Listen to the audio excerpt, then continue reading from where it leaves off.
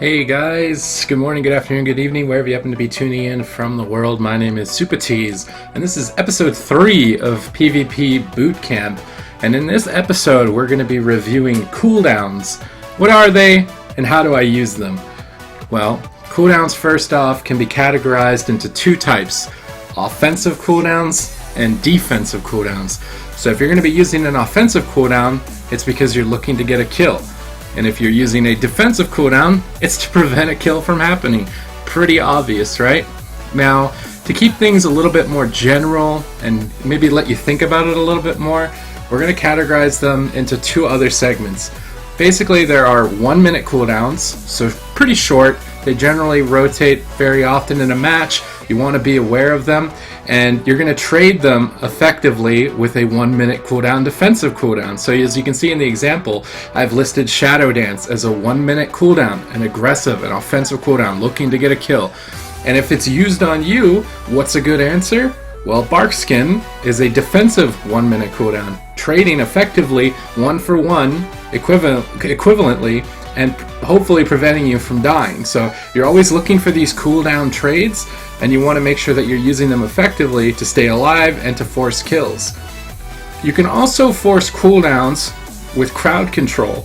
So effectively CCing a healer so he's unable to heal his partner can force him to use a cooldown. And when he's used that cooldown and your offensive cooldown comes up, there is now a kill window for you to end the game. So pushing through with cooldowns and crowd control will open up more opportunities for you to win a match. Now, generally speaking, I don't know if it's really worth it to go too detailed into exactly what cooldown is perfect for what situation. It's more of a general awareness. You know, you want to learn all the categories. How many 1 minute cooldowns are there? How many of them do I have on my class? How many of them are on my team? And then once you've identified that, you want to identify how many cooldowns does the enemy team have?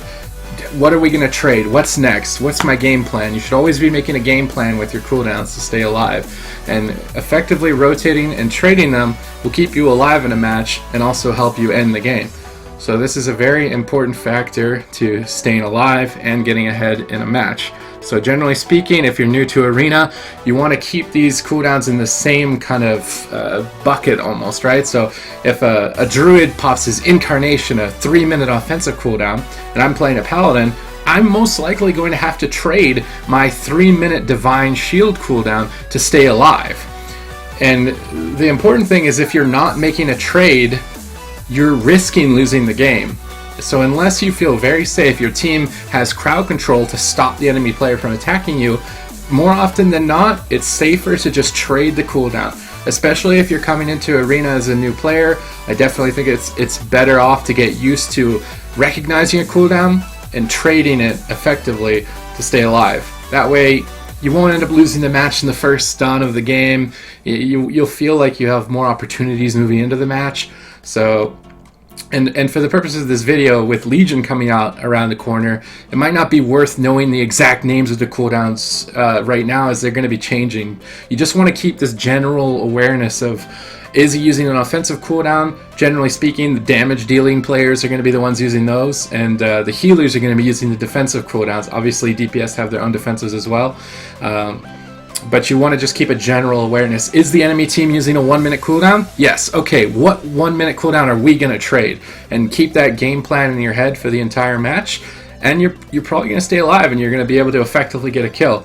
And you always want to make sure that you're rotating crowd control amongst the cooldowns as well. It's not as simple as I throw my cooldown out, he throws his cooldown out, nothing happens. You can use crowd control and positioning. If someone's overextending, they're going really far into your team, that sometimes can force a cooldown. So positioning, crowd control play a very important factor with cooldowns, and you can learn more about what those mean in the previous episodes of PvP Bootcamp if I'm sounding confusing to you right now. But it's very important to just have that general awareness of what is a 1 minute cooldown, let's trade it out, what's a 3 minute cooldown, what are we trading out for it, and have a game plan ready to go.